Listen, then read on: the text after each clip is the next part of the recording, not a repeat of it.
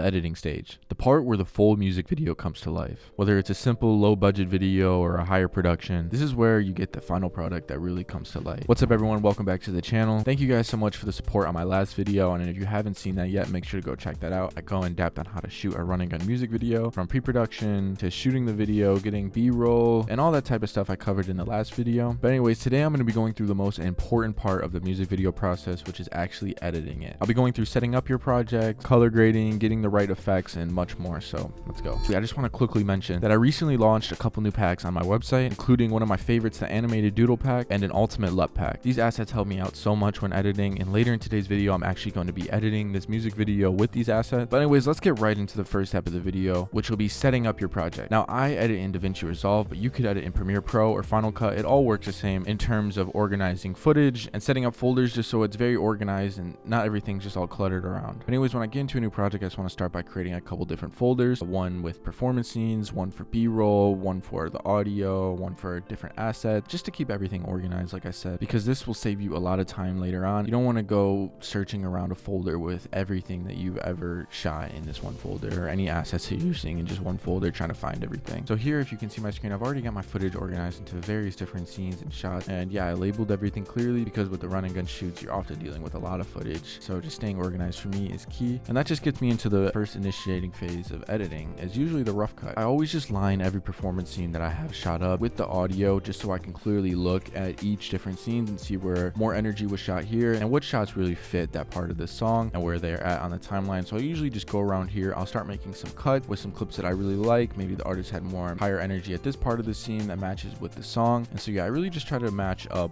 which performance scene has the best representation of the audio. I don't stress about making it perfect just yet. This is just very rough. This usually takes about a couple hours just to go through the footage and really see what you have. The goal for this is just to get everything in place and make sure you're not really losing footage throughout the whole process. And I'll keep in mind throughout the rough cut, I like to keep things very synced to beat. Even if they're really fast paced, it could just give the video a little bit more energy. But yeah, once I get a general rough cut of some of the scenes that I really like, this is usually where I'll go in and fine tune the edits, make sure everything is on beat, make sure every clip is in its right place, and it kind of just looks like a very simple timeline where I have all the footage that I really like the most. I have different spots labeled for where I want b-roll, how long that b-roll should last. I'm making sure that I'm switching up the angles to keep the video very dynamic, also changing different locations if we had some during the shoot, and I'm also rewatching a bunch of times just to trim any unnecessary footage that might just bring the energy down and might make a viewer lose attention. And then through this rough cut, this is where I'll start to get a gradual idea for the transitions and effects that I want to use later on, just to bring it more to life. All right guys, sorry for the quick change of scenery. I ended up having to do something and couldn't finish the video earlier, so now it's nighttime. Gonna get right back into this video, and what we're gonna go over next is color grading. Usually with color grading, if you're working with different VFX people or whatever it may be, you usually wait till the final product is finished, which makes the most sense. For me, this is just a solo shoot, and that's how most shoots sometimes are, and that's what the shoots that most likely you will be on. And sometimes I'm just super excited to play with the colors before I even get into finishing the video. It's just something that also just helps me get a better idea on the feel of the music video and what the overall feeling that I'm looking to give, which helps a lot by just seeing it visually through the colors and not just looking at a bunch of log footage. This is where I'm at with the music video right now. I have pretty much the whole rough cut, everything cut up to where I want it to be, even the intro, pretty much the whole video done just as a rough cut. No animations, no anything fancy. Part of the color grading process I want to start now. I'm going to start getting into a little bit of the coloring. You're going to definitely go back and make some final adjustments to your image before exporting, but it's nice just to get this out of the way a little bit. Now with color grading, this also can come down to a personal preference, and this is where it's important to find your style, and a long time you will start to develop that. My sort of style, I like to have that vintage feel, so that's adding film grain. I also like adding a little bit of blur to the edges. I also kind of keep the image not too saturated, and that's just kind of how I like it, but it will also just depend on the music video. If I want more of like a high-paced, high-energy shoot, I might go for a more high-contrast look, but for this, I'm just going to keep it pretty moody. I think it matches the footage that we have. It really will just come down to your style and just the feel of the video. So I'm going to get quickly into some of the first clips right here. So this is one of the first performance scenes that we shot. We shot this video within like an hour. It was super quick, just run and gun. It was kind of mainly just to show you guys on this YouTube video. As you've seen throughout the whole video, I'll be using DaVinci Resolve, so I'm going to create a couple nodes right here that I can color on. First, gonna convert my footage into S-Log3 because I shot this on the FX3. And now with my footage converted,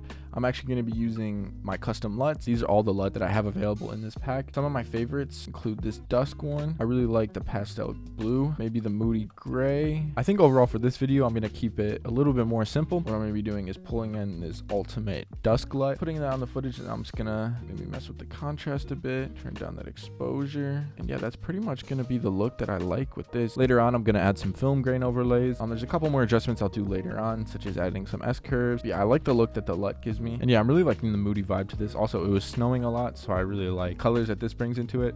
And now just seeing these colors also just helps me get a good feel for how the music video should be edited a little bit more. For me, this is a bit too dark.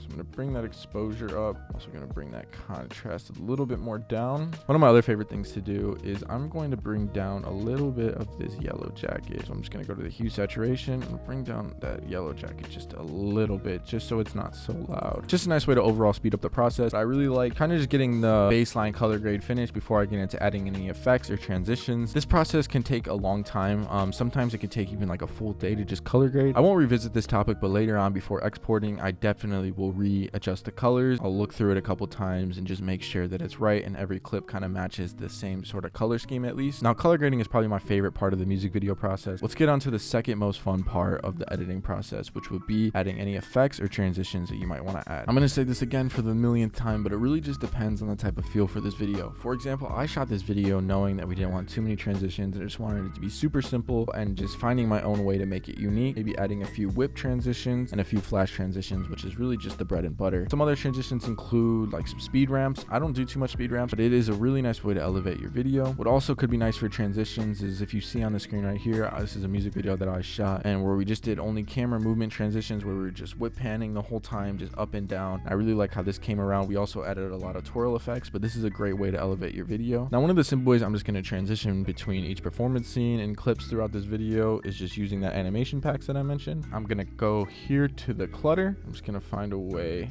to use out these transitions. I'm going to drag this on drop on the screen and I'm going to make a way for it to transition between this very quickly and very subtly. And I really like the way that this X kind of transitions between the two clips. Kind of just another way to add some transitional factor to the video. Basically what I did here is inside the pack we have a bunch of different arrows, circles, clutter that could elevate your project. And what I went ahead and did was go into the crosses and I added just a bunch of these crosses in. I just changed the blending mode to screen and it easily kind of works into the project. It just works as an overlay and then you can really customize these to your liking as much as you want. For me, I just used simply these X's right here and I was able just to continuously track them on his face, and then I was able just to transition to the X scene with the X coming on the screen as well. For example, what else I can do is I can change the pitch and the yaw on these, so I can really make it look like it's almost on his face and then it flies at the screen, then transitions to the next performance scene. I actually really like how this came out and I'm pretty much going to do that between different parts of the video. But yeah, that was just my version of a simple way to elevate this video and have some transitional moments between different performance scenes, different B-rolls and stuff. It's just a way to swipe between different footage. I'm pretty happy with actually how this turned out. Kind of just a nice way to personalize the video and make it have like a customizable feel. Now that we've got the edits, the transitions, the color grade, all the cuts done and everything, this is where I go through and make sure I give one last check for everything. And this is where you go through and make sure there's no mistakes and that you're fully happy with the project before exporting. One thing for me that I've tried implementing a lot in this year and a lot of recent projects that has helped out tremendously has been maybe sitting on an edit before I export it for a day or two. I think just allowing this time for not only music videos but any other project that I've been on, it just allows you to really be more happy with it in the future. I find when I edit a video within like a day or even like a couple of days, I tend to not like it a week along the line. But if I really take my time with a project, give it a couple weeks, I sit on the edit for a few days and go back and change a couple things, find I enjoy the project a lot more in the future. So this is one thing, as long as you're not on a tight deadline, this is just one thing that I love to incorporate a lot. And then when you send over the edit, one thing I actually look forward to most times is revisions from the artist, because sometimes the artist's revision will really make the video even better. In my head, I'm just like, man, I love this edit, I don't want to change anything. I come back to the video, it actually turns out to be better. I don't want too many revisions. It's kind of annoying when you have to do too much. I'm sure we all know that feeling. But there's a couple where like this artist like, hey, I don't like this scene. You find out it actually didn't work with the video as well. They're able just to have another eye on the video if you're not working on bigger crews, which is just extremely helpful. It makes you get like a final video that you're both proud of. But there you guys go. That is my process for editing a full run and gun music video. I hope you were able to find this video helpful. And if you have any more questions, please leave a comment down below. I would be happy to answer all of them. If you want to see more behind the scenes content as well, please let me know. I'm planning to do a lot more this year. Don't forget to like this video and subscribe. It would mean the world to me, and I thank you guys so much for watching. I'll see you guys in the next video.